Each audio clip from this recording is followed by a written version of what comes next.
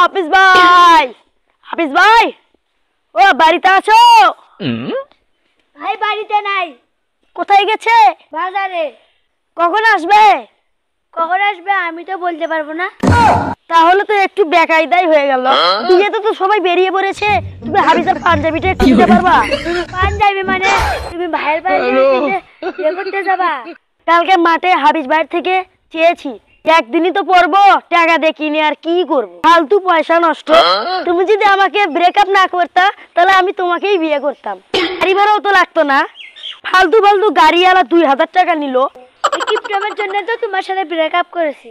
তোমার ভাইয়ের পাঞ্জাবিটা দাও, আমি বিয়ে করে এসে তোমাকে এসে খুলে দিয়ে যাব।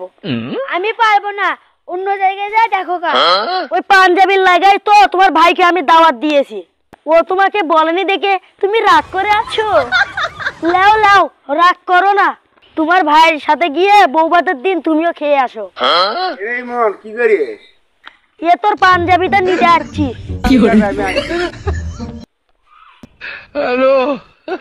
তোমার মধ্যে তোর কিপটা দেখিনি।